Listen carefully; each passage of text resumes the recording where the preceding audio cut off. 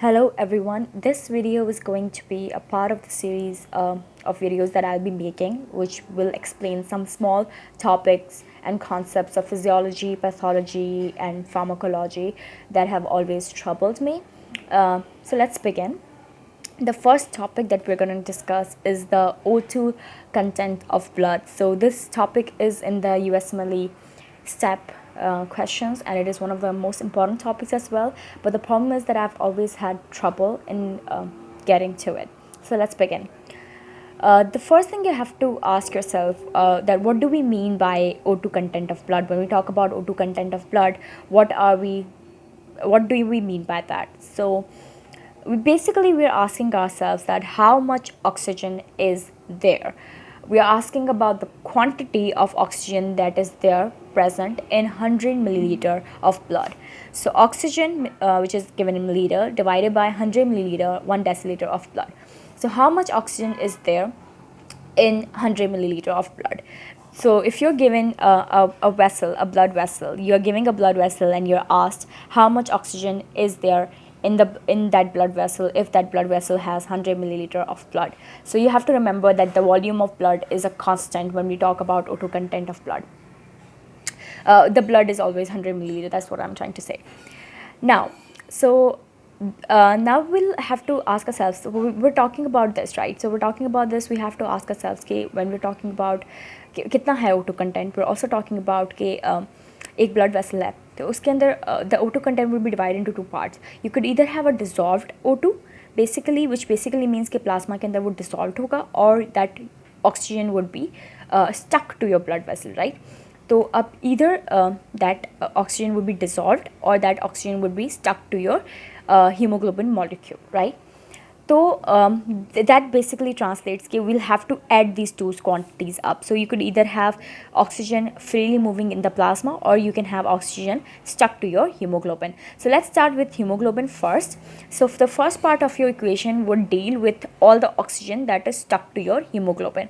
Now you have to remember that 1 gram of hemoglobin can bind to 1.34 milliliter of oxygen, right? You have to remember that.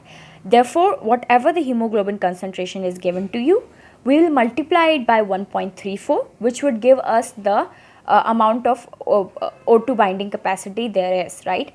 And then फिर उसको multiply करेंगे by the SaO2, which is basically the oxygen saturation, right, which is the percent saturation. तो एक तो चीज़ कि कितना haemoglobin है, ठीक है, उसको मल्टीप्लाई करना है बाय आस्किंग आरसेल्व्स कि उस हीमोग्लोबिन में से कितने हीमोग्लोबिन के ऊपर oxygen is stuck on, and then we multiply it by a constant which is basically 1.34, which translates to कि भाई कि उस हीमोग्लोबिन ने कितना ऑक्सीजन बाइंड किया हुआ है. बिकॉज हमें पता है 1 ग्राम जो है 1.34 करेगा, तो what ever the gram is उसको मल्टीप्लाई कर देंगे तो वो क्वांटिटी आ जाएगी.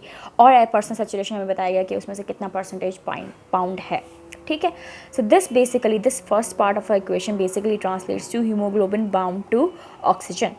Moving on, this second part of our equation will deal with the dissolved O2. So the question that we're asking is that इसमें से कितना जो है वो डिज़ोल्व है, तो वो होगा पार्शियल प्रेशर ऑफ ऑक्सीजन, जितना भी पार्शियल प्रेशर ऑफ ऑक्सीजन आपका होगा, multiplied by a constant which is known as the solubility coefficient. The deal with that is that we have to get the units right, and that's why we put this constant N, right.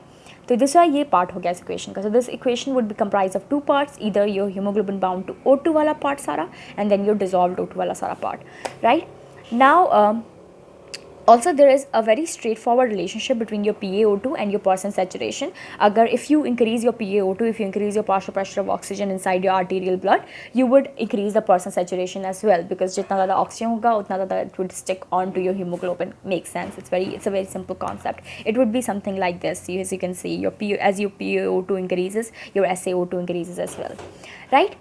So let's discuss it with some examples. पहली बात ये, if you can see this here, this is blood, this is plasma. The plasma has no hemoglobin, and these are the different quantities that we have discussed so far.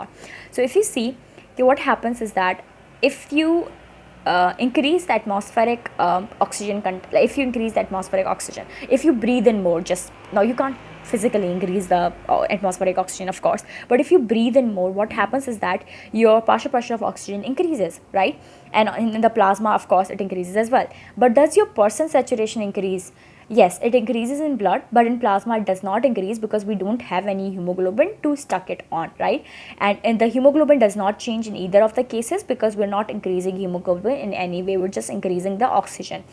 And the O2 content of the blood also increases in both the cases, but either in the blood case, because your percent saturation as well as your arterial partial pressure of arterial increases, both these quantities increases, it increases more compared to the other side where you only where only your partial pressure of oxygen increases, right? So if let's take an example of a disease, for example anemia. What happens in anemia is that your hemoglobin concentration decreases, and because your hemoglobin concentration decreases, your O2 content also decreases, but at the same time the percent saturation and the partial pressure of O2 does not really change because both these quantities do not depend on the hemoglobin concentration, right? So therefore you can take any disease and you can change any of these quantities and figure out what happens to your O2 content, and that is how the questions would be asked. They'll change one of these quantities by either giving an example like anemia, polycythemia, or a person who went hiking to Mount Everest or something, and then not hiking, climbed the Mount Everest, and they'll ask you what would happen to the O2 content, and if you can understand this entire thing, you'll be able to answer it. See you in the next one.